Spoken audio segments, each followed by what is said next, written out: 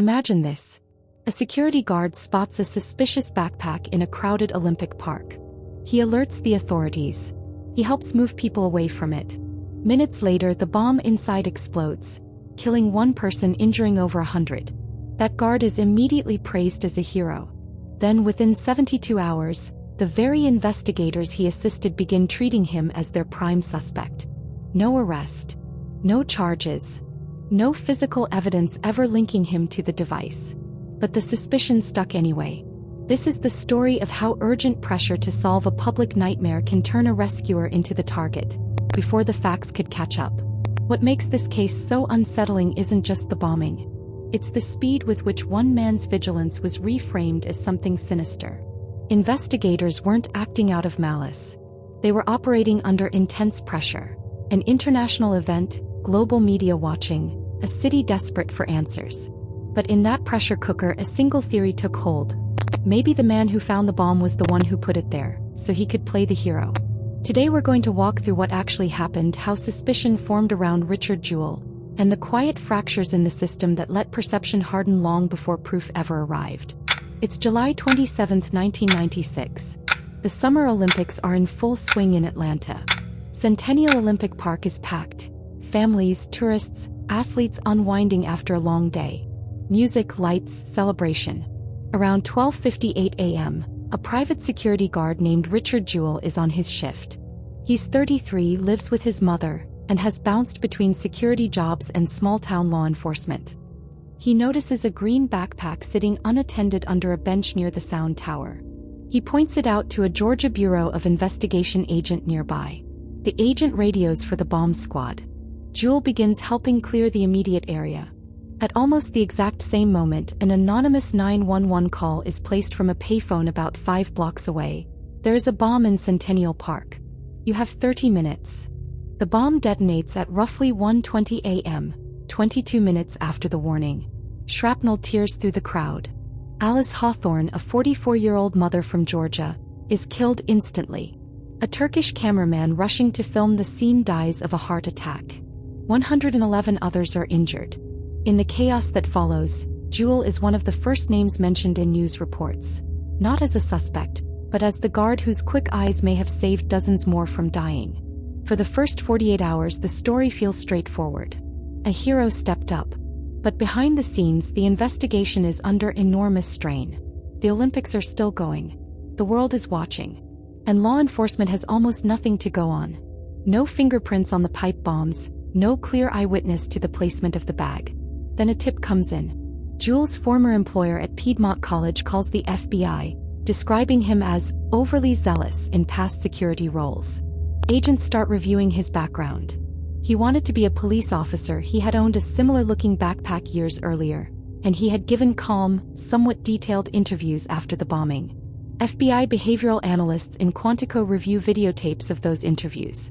They note what they see as vague spots in his account and a certain discomfort when discussing the victims. They suggest he fits a possible profile. Someone who might stage an incident just to discover it and emerge as the hero. It was a theory, formed quickly under intense pressure. Not a proven psychological fact. But once it took root, the investigative lens narrowed. On July 30th, just 3 days after the blast, the Atlanta Journal-Constitution publishes a special edition. The headline is blunt. FBI suspects hero guard may have planted bomb. The story, sourced to unnamed law enforcement officials, names Richard Jewell as the focus of the federal investigation. Within hours, the national media picks it up. Cameras camp outside the apartment he shares with his mother. Reporters follow him everywhere. Television segments begin dissecting his life. His desire to wear a badge, his quiet demeanor, even the fact that he still lived at home. Investigators search his home with a warrant. They find nothing connecting him to the bomb materials. They place him under surveillance.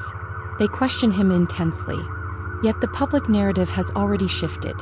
The man who helped clear the park is now being watched as if he caused the horror. And here's the first major procedural fracture: the 911 call timeline. Records later confirmed Jewell was standing right next to the GBI agent when that call was placed 5 blocks away. He physically could not have made it. That detail was known early, but it didn't slow the momentum. But to understand how suspicion hardened, We need to pause on the psychology investigators were weighing. Jewell's interviews struck some agents as oddly composed. He spoke with pride about his role that night. To trained profilers under time pressure, that read as someone possibly seeking validation. His past employment notes suggested he could be rigid or overeager with authority. These observations weren't fabricated. They were real data points, but they were being interpreted through the urgent need for a suspect. Confirmation bias. The human tendency to favor information that supports an existing theory began to shape decisions. Meanwhile, media leaks continued. Details about Jewell's life, some accurate, some exaggerated, flooded the airwaves. The public didn't need a formal charge. The steady drumbeat of person of interest and fits the profile was enough to harden perception. Jewell later described the psychological toll. The inability to leave his home without being swarmed, the stares, the loss of any normal life. He went from rescuer to presumed villain in less than a week. The system that was supposed to protect the innocent had, in practice, amplified the suspicion. 88 days after the bombing, on October 26, 1996, U.S. Attorney Kent Alexander issues a rare public letter. Richard Jewell is no longer considered a suspect or target of the investigation. No apology in the letter itself, but the damage was already done. Think about that gap. The space between what was believed and what could actually be proven. No bomb components in his home. No witness placing him near the payphone. No explosive residue. No motive that held up under scrutiny. The strongest evidence against him had been behavioral interpretation and a leaked theory. The real bomber, Eric Rudolph, would not be identified until 1998 and arrested in 2003. He later pleaded guilty to the Olympic Park attack and 3 others, acts driven by his own ideological extremism. But by then Richard Jewell had already lived through a different kind of trial. One conducted in headlines, stakeouts, and whispered theories. When a high-stakes investigation needs answers immediately, how does the system protect against being wrong? How do we keep urgency from turning suspicion into certainty before the evidence can speak? Richard Jewell was never charged. He was never convicted. He was never proven guilty. He was simply chosen, because the moment demanded a suspect. The justice system eventually corrected course. But reputations don't reset as cleanly as case files. What do you think happened here? Was the rush to judgment inevitable under the pressure of an Olympic spotlight? Or could one procedural safeguard have changed everything? Drop your thoughts in the comments. I'd love to know your perspective. And if this case of investigative momentum gone too far hit you the same way it hits me, check out our episode on the Casey Anthony case, where public pressure, perception, and the search for answers took the investigation in a very different direction.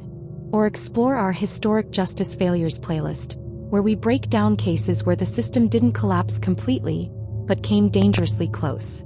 Subscribe for more investigations where truth meets the fault lines of accountability. Thanks for watching the True Crime Report. When justice fails, we don't look away. See you in the next one.